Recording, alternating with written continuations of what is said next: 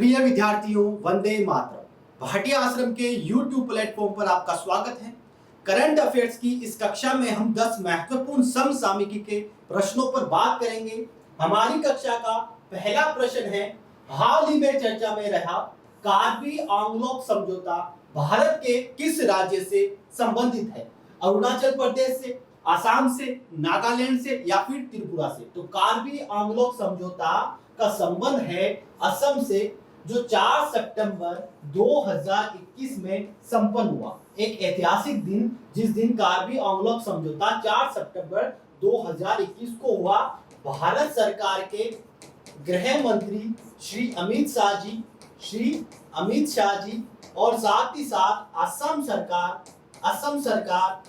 सरकार के साथ कार्बी आंगलों स्वायत्त परिषद के कुछ प्रतिनिधियों के बीच में ये समझौता होता है। और इस समझौते की मुख्य बातों पर अगर बात करें तो इस समझौते का जो उद्देश्य है वो है असम की क्षेत्रीय अखंडता को बरकरार रखना, यानी कि भारत की एकता अखंडता से जुड़ा हुआ है ये समझौता। और इसका विजन है उग्रवाद मुक्त समृद्ध पूर्वोत्तर। जो पूर्वोत्तर में, भारत के उत्तर पूर्वोत्तर में जो प्रॉब्लम्स है उग्रवाद की, उस प्रॉब्लम्स का समाधान करना इसका एक मुख्य मकसद है। इसमें क्या किया जा रहा है, 5 उग्रवादी संगठनों ने हथियार डाले हैं, यानी कि आत्मसमर्पण कर दिया है। और 1000 से ज्यादा जो सशस्त्र कैडर हिंसा वाले लोग थे, उन्होंने भी सरेंडर किया है ताकि वो एक विकास की दिशा में मुख्य धारा में शामिल हो सके।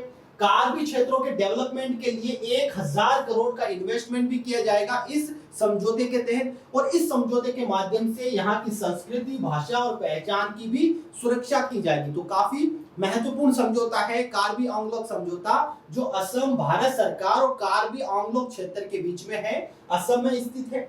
और हम बात करें कि पूर्वोत्तर के विकास के लिए और भी काफी समझौते हुए हैं, जैसे कि नागा समझौता हुआ था। नागा निगम प्रॉब्लम्स को खत्म करने के लिए, नागा निगम की जो प्रॉब्लम्स है वो भारत से अलग देश के मांग की प्रॉब्लम्स है, नागा निगम की मांग। और इसके साथ त्रिपुरा से रिलेटेड एक ब्रो शरणार्थी समझौता हुआ था। ब्रो शरणार्थी समझौता काफी महत्वपूर्ण है। और ब्रू शरणार्थी समझौते के 4 पक्ष है, जिसमें एक है भारत सरकार, त्रिपुरा सरकार और मिजोरम सरकार, और साथ ही साथ ब्रू शरणार्थी के प्रतिनिधि। ब्रू के जो प्रतिनिधि है, ब्रू एक जनजाति शरणार्थी का नाम है, और ब्रू जनजाति को रेयान जनजाति भी कहा जाता है। और ये जो ब्रू शरणार्थी समझौता हुआ था, इस समझौते के तहत ब्रू शरणार्थियों को मिजोरम से सेटल किया जा रहा है त्रिपुरा में, और उनके विकास के लिए जो भी सरकार से बन पड़ रहा है वो इस समझौते के तहत किया जा रहा है। तो काफी 2 महत्वपूर्ण समझौते की हमने बात की, कार्बी आंगलों समझौता असम और ब्रू शरणार्थी समझौता भारत, त्रिपुरा, मिजोरम से संबंधित है। दूसरा प्रश्न है हमारा, हाल ही में चर्चा में रहा सिम्बैक्स क्या है? सिम्बैक्स क्या है? एक चक्रवाती तूफान है, एक नौसैन्य अभ्यास है, एक पैरालंपिक स्पर्धा है, या इनमें से कोई नहीं? तो सिम्बैक्स जो है वो एक नौसैन्य अभ्यास है। और ये नौसैन्य अभ्यास जो है भारत और सिंगापुर के मध्य होता है। और सिंगापुर जो है आसियान कम्युनिटी का एक महत्वपूर्ण देश है। 1994 से ये नौसैन्य अभ्यास चल रहे हैं और 28वां संस्करण इसका अभी हो रहा है, सिम्बैक्स युद्धाभ्यास। तीसरा प्रश्न है, हाल ही में किस देश ने अपनी पहल security and growth for all in the region, जिसे मिशन सागर कहा जाता है, के तहत दक्षिणी पूर्वी एशिया के देशों में कोविड राहत आपूर्ति सामग्री पहुंचाई है? तो किस देश ने मिशन सागर के तहत security and growth for all region के तहत ये कोविड आपूर्ति सामग्री पहुंचाई है? 4 विकल्प मौजूद है, भारत, संयुक्त राज्य अमेरिका, रशिया, ब्रिटेन। भारत की एक पॉलिसी है मिशन सागर एक भारत की पॉलिसी है, जिसके तहत वो क्या कर रहा है, अन्य देशों को, और स्पेशली दक्षिणी पूर्वी एशिया के देश, जिसमें आसियान के 10 देश आते हैं, उन्हें राहत सामग्री पहुंचाते हैं। तो हम ये कह सकते हैं भारत की ये एक सॉफ्ट पॉलिसी या सांस्कृतिक कूटनीति का एक हिस्सा है। इसके तहत एक्ट पॉलिसी भी चलाई जा रही है पूर्वोत्तर के लिए भारत के द्वारा। और स्पेशली कोविड के समय में दक्षिणी पूर्वी एशिया के देशों को हेल्प करने के लिए भारत ने एक अपना समुद्री जहाज आईएनएस ऐरावत भी तैनात कर रखा है। तैनात कर रखा है। तो भारत की ये दरिया दिल्ली का हम उदाहरण देख सकते हैं। आयुष आपके द्वार अभियान किस मंत्रालय की पहल है? स्वास्थ्य एवं परिवार कल्याण मंत्रालय, आयुष मंत्रालय, सामाजिक एवं न्याय अधिकारिता मंत्रालय या फिर फाइनेंस मिनिस्ट्री वित्त मंत्रालय। तो आयुष आपके द्वार अभियान चलाया गया है आयुष मंत्रालय के द्वारा। और आयुष जो पद्धति है हमें पता है चिकित्सा से जुड़ी हुई एक पारंपरिक पद्धति है और इस पद्धति में बहुत सारी चिकित्सा शैली आती है। जैसे हम बात कर सकते हैं यूनानी शैली, होम्योपैथी शैली भी इसके अंतर्गत आती है, आयुर्वेद इसके अंतर्गत आता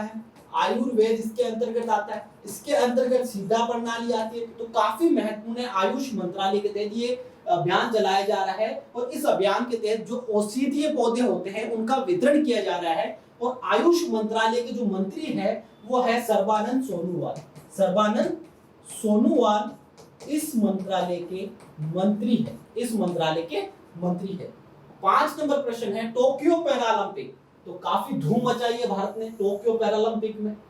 सिल्वर मेडल जीतने वाले सुहास एलवाई का संबंध किस खेल से है? निशानेबाजी, बैडमिंटन, भाला फेंक या फिर हाई जंप। तो सुहास एलवाई का संबंध है बैडमिंटन से। और सुहास एलवाई का एक और परिचय दे दूं, बैडमिंटन पैरालंपिक खिलाड़ी के अलावा ये यूपी में डीएमपी है, गौतम बुद्ध नगर के डिस्ट्रिक्ट मजिस्ट्रेट भी है, कलेक्टर भी है। सुहास एलवाई बैडमिंटन सिल्वर मेडल जीता है और भारत ने टोक्यो पैरालंपिक में कुल मिलाकर मेडल कितने जीते हैं? 19 मेडल जीते हैं। और इस 19 मेडल के साथ भारत की रैंक है 24वीं रैंक। भारत की रैंक कौन सी है? 24वीं रैंक है। 19 मेडल हमने जीता है और ये बड़े गर्व की बात है क्योंकि भारत ने अब तक जितने भी पैरालंपिक्स गेम्स हुए हैं उनमें 12 मेडल जीत रखे थे 2020 के ओलंपिक से पहले। लेकिन उन सबसे ज्यादा एक ही पैरालंपिक में हमने ये कारनामा कर दिखाया। 19 मेडल हमने जीते जिसमें से 5 गोल्ड मेडल है और 8 सिल्वर है और ब्रॉन्ज की बात करें तो 6 ब्रॉन्ज है। तो कुल मिला के 19 हमने मेडल जीते हैं। 24वीं रैंक है और पहली रैंक पर कौन है? पहली रैंक पर है हमारा पड़ोसी चाइना। और गोल्ड मेडल जीतने वाले 5 खिलाड़ी हैं जिसमें एक खिलाड़ी का नाम मैं लेना चाहूंगा, अवनी लेखेरा। कौन है? अवनी लेखेरा, जिसका संबंध निशानेबाजी से है और इन्होंने इस खेल प्रतियोगिता में 2 मेडल जीत लिए। एक गोल्ड मेडल के साथ अन्य मेडल भी जीता है। 10 मीटर की स्पर्धा में इन्होंने गोल्ड मेडल जीता है। तो काफी गौरव से भरा ये पैरालंपिक हमारे लिए रहा है। बैडमिंटन से सुहास एलवाई का संबंध है। 5 गोल्ड मेडल जीते हैं, 8 सिल्वर मेडल हमने जीते हैं और 6 ब्रॉन्ज मेडल के साथ हमने 24वीं रैंक हासिल की है। हाल ही में व्लादिवोस्तोक व चेन्नई के बीच समुद्री मार्ग विकसित करने की घोषणा की गई और ये घोषणा किन देशों ने की है? भारत अमेरिका ने, भारत रसिया ने, भारत ब्रिटेन ने, भारत जापान ने। तो ये घोषणा की है भारत रसिया ने क्योंकि चेन्नई जो है वो भारत का एक प्रमुख शहर है और व्लादिवोस्तोक जो है वो रसिया का एक प्रमुख शहर है। तो हम देख रहे हैं ये समझौता हुआ, ये घोषणा हुई है भारत और रशिया के बीच में संबंधों की बहाली की दिशा में एक महत्वपूर्ण कदम माना जा रहा है। और इस घोषणा को या इस प्रोजेक्ट को बोला जा रहा है उत्तरी समुद्री समझौता। और इसके तहत क्या किया जाएगा? भारत के चेन्नई को रसिया के व्लादिवोस्तोक को जोड़ा जाएगा। रसिया के पूर्व में उत्तरी ध्रुवीय जो क्षेत्र है उसको यूरोप से जोड़ते हुए रशिया को हिंद महासागर और प्रशांत महासागर से भी जोड़ा जाएगा। एक कनेक्टिविटी का एक बड़ा समझौता है ये। हाल ही में नोवा यूनिवर्सिटी में भारत अध्ययन केंद्र की उद्घाटन भारत के विदेश मंत्री कौन है? एस जयशंकर के द्वारा किया गया। ये नोवा विश्वविद्यालय कहाँ अवस्थित है? तो नोवा विश्वविद्यालय अवस्थित है यूरोप के स्लोवेनिया देश में। तो एस जयशंकर भारत के विदेश मंत्री अभी स्लोवेनिया, डेनमार्क, क्रोएशिया की विदेश यात्रा में है। स्लोवेनिया में भारत अध्ययन केंद्र की नोवा विश्वविद्यालय में इन्होंने उद्घाटन किया स्लोवेनिया में। तो भारत यूरोप के साथ अपने संबंधों को प्रगाढ़ बनाने जा रहा है। समाचारों की सुर्खियों में रहा वायु प्रक्षेपित मानव रहित यान यूएवी समझौता किन देशों के मध्य हुआ? भारत अमेरिका, भारत रूस, भारत चाइना या फिर भारत अफगानिस्तान? तो ये समझौता जो है भारत अमेरिका के बीच में हुआ है। तो भारत और अमेरिका के बीच में सैन्य समझौते जो है वो काफी भारी मात्रा में हो रहे हैं। तो हम देख रहे थे कि अभी हमने देखा कि रशिया के साथ भी एक हमने समझौता किया जो चेन्नई को व्लादिवोस्टोक तक जोड़ेगा, और अमेरिका के साथ भी हमने एक सैन्य समझौता किया, वायु प्रक्षेपित मानव रहित यान समझौता, सैन्य समझौता। तो भारत एक संतुलन की दृष्टिकोण को अपनाए हुए हैं और सभी देशों के साथ मधुर संबंध बनाना चाहता है। Defence technology and trade initiative, ये अमेरिका और भारत के बीच में एक सैन्य समझौता है और इसी के तहत जो है भारत और अमेरिका के बीच में जितने भी सैन्य आदान प्रदान होते हैं वो होते हैं, और इसका लक्ष्य है सहयोगात्मक प्रौद्योगिकी के आदान प्रदान तथा भारत और अमेरिकी सेना के लिए भावी प्रौद्योगिकियों के सह उत्पादन और सह विकास पर जोर देना। और अमेरिका ने भारत को एक प्रमुख रक्षा भागीदार भी घोषित कर रखा है। क्यों ना करें, क्योंकि भारत से काफी इसको फायदा भी मिलता है डिफेंस टेक्नोलॉजी को लेकर। संतोष कुमार सिंह इसलिए चर्चा में रहे क्योंकि इन्हें टोक्यो पैरालंपिक में स्वर्ण पदक मिला। तो 5 खिलाड़ियों ने गोल्ड मेडल जीता। बेहतर पुलिसिंग के लिए अंतर्राष्ट्रीय अवार्ड मिलेगा। ब्रिक्स बैंक के अध्यक्ष नियुक्त किए गए, पद्म विभूषण दिया जाएगा। तो इस प्रश्न के संदर्भ में जो सही जवाब होगा वो बी सही होगा। बेहतर पुलिसिंग के लिए इन्हें अंतर्राष्ट्रीय अवार्ड के लिए नामित किया गया है और ये अंतर्राष्ट्रीय अवार्ड इनको मिलेगा। तो संतोष कुमार सिंह जो है वो एक एसपी है। तो हम बात करें international association of chiefs of police, इसके द्वारा ये अंतर्राष्ट्रीय अवार्ड दिया जाएगा। इस संगठन की स्थापना 1893 में हुई और इसका जो हेडक्वार्टर है इस संस्था का टेक्सास यूएसए में है। 2 भारतीय पुलिस अधीक्षकों को एसपी को यह अवार्ड दिया जाएगा, जिसमें एक का नाम हमने लिया संतोष कुमार सिंह, छत्तीसगढ़ के कोरिया जिले के, कोरिया देश भी है तो भारत में कोरिया जिला भी है, वहां के ये एसपी है। और दूसरा नाम है अमित कुमार जो यूपी के चंदौली के एसपी है। इन 2 पुलिस अधीक्षकों को यह अवार्ड मिलेगा।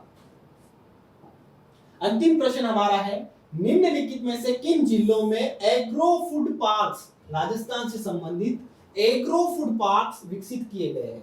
तो 4 विकल्प है और प्रत्येक विकल्प में 4 जिलों के नाम हैं। जयपुर, जोधपुर, कोटा, अलवर, श्री गंगानगर, जयपुर, जोधपुर, बीकानेर, अलवर, या फिर डी कहता है जोधपुर, कोटा, बाड़मेर, श्री गंगानगर। तो एग्रो फूड पार्क्स जो है जोधपुर, कोटा, अलवर, श्री गंगानगर में विकसित किए गए हैं। और जोधपुर का एक स्थान है बोरनाडा, वहां विकसित किया गया है एग्रो पार्क विको संस्था के द्वारा। किसके द्वारा? विको संस्था के द्वारा विकसित किए गए। तो एक प्रश्न में आपको रिवीजन में पूछता हूं, इसका जवाब आपको कमेंट बॉक्स में देना है। ब्रू शरणार्थी